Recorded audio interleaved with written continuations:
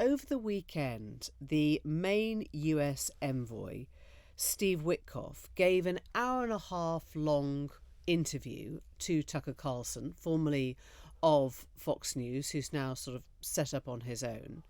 And it is the most jaw-dropping conversation that they have together, where Witkoff reveals so much more about the whole process and about the feelings of the administration than you would assume he could possibly have intended.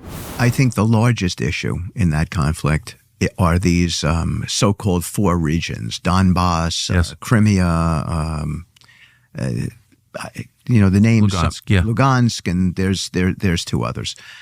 They're Russian-speaking. Yep. There have been referendums where the overwhelming majority of the people have indicated that they want to be under Russian rule. Yes. I think that's the key issue. And when I started listening to it, it starts off quite well, because he talks about all the different negotiations he's working on, including Gaza-Israel. He says it's important to hear from Hamas as well as from Israel. He says it's important to listen. You have to hear from all the different voices in the room. And you think, okay, here's a man who's actually thought about negotiation quite well. Then the longer it goes on, the more batshit it becomes, or rather, the more revelatory it becomes about just how fond this guy is of Putin. And at one point you would have thought, oh, well, this is what you have to do to negotiate.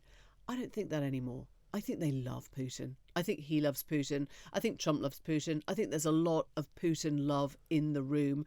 And that may be why what we're looking at is a complete asymmetry of demands in everything that they try and do now. Well, I listened to it as well, and I also came away with something else.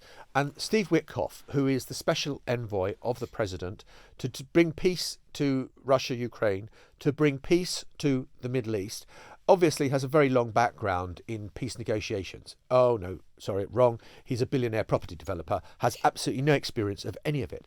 And what I felt, the longer it went on, was just how little he knew. Yeah. And I kind of thought, I think we as journalists are really fantastic at dinner parties because we're these wide, shallow pools. We've got 3 or 4 minutes of knowledge on a million different subjects. But if you talk to us for 10 minutes, it all disappears.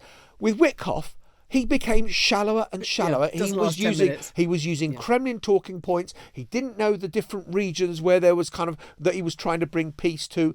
The more it went on, the less you realised he knew. When he says Ukraine is a false country, when he asks when the world will recognise occupied Ukraine territory as Russia, he is literally mouthing the very words, the very sentiments of Vladimir Putin.